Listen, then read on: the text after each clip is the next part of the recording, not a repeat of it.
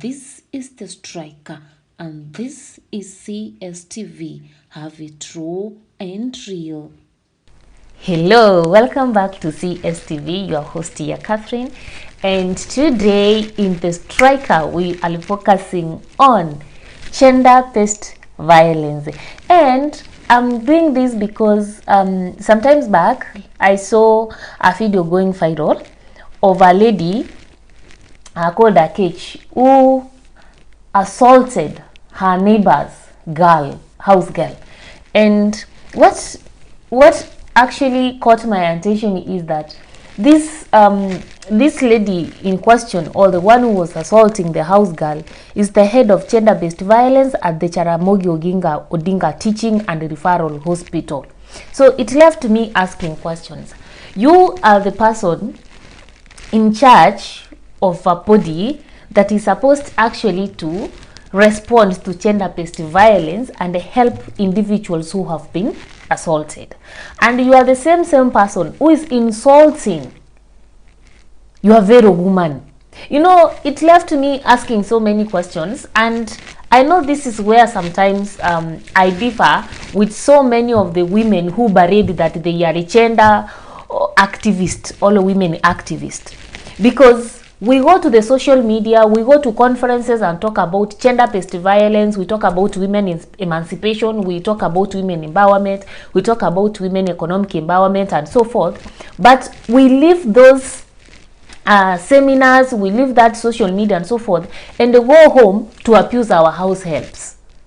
So my question is, do you think that house helps are not women enough? Our girls, our house girls, do you think that they are less women? So those of you who are around yapping in the conferences, in the social medias, that whole gender-based violence, and then we go home and insult our house girls. Seriously, why are you drinking wine when you are preaching water?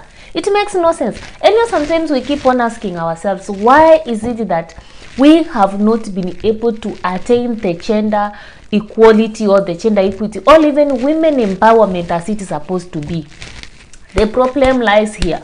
Before even we blame patriarchy, let's start blaming ourselves, we women, the way we handle this women emancipation.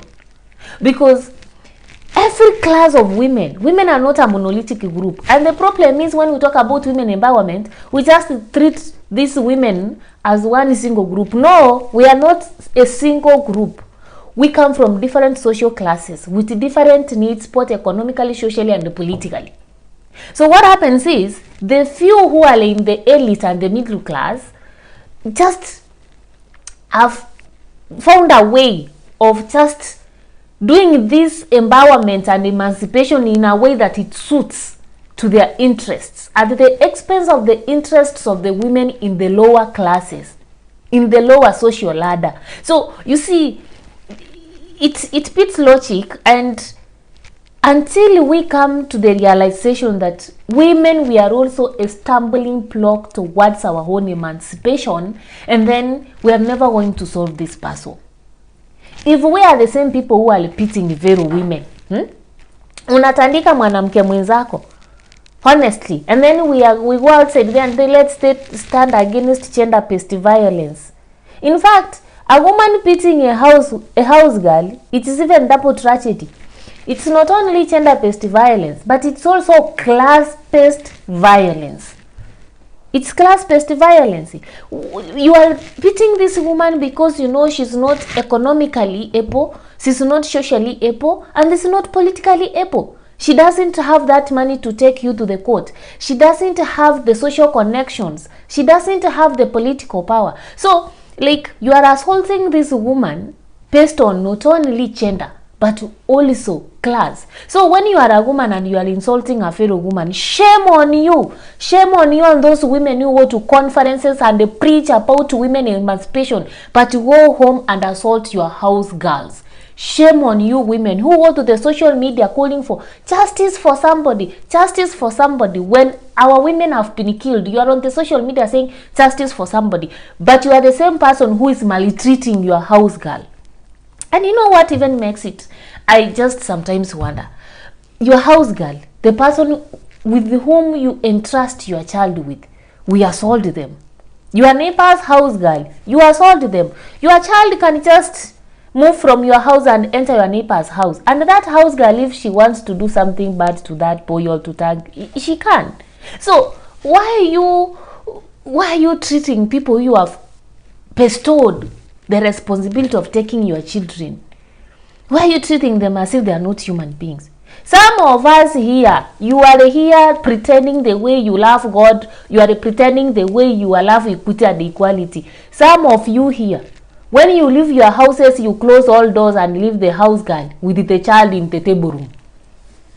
Sometimes I do ask myself, what is this that is so valuable that you rock in all those other rooms that is more valuable than the child which you leave the house girl with?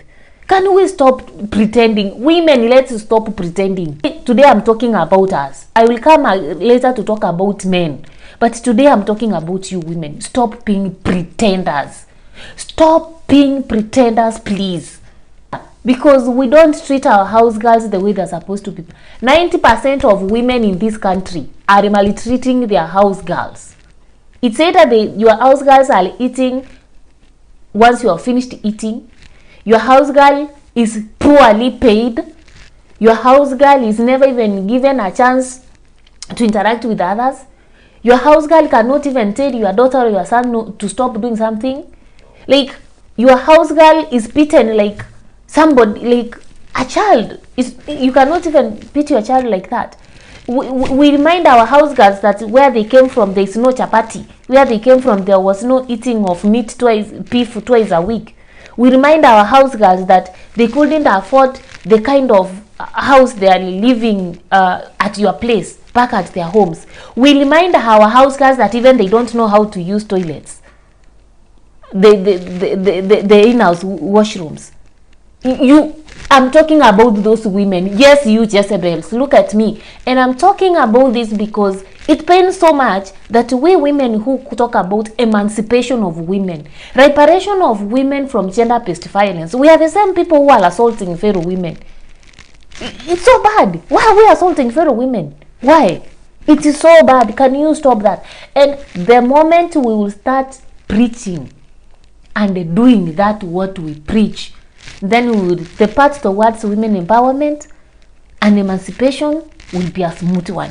But so long as we are talking about emancipation and empowerment and reparation of women from gender-based violence, but we go home to maltreat our house girls, to maltreat our relatives who come to live with us because they come from poor families, we want to make them know that they are nobodies.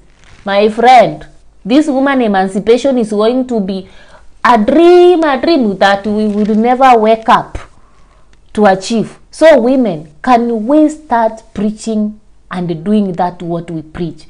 Assaulting fellow women? No, that is gross. We need to change this.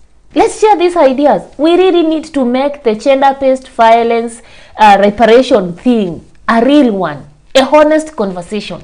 Not a conversation that is sugar-coated to take care of the needs of some few women at the expense of 90% of women in this country. We say no. We say no. We even have some women politicians who abuse fellow women politicians using aspects of gender and sexuality. This needs to stop. Women, we have to stand up for our fellow women, not assaulting them.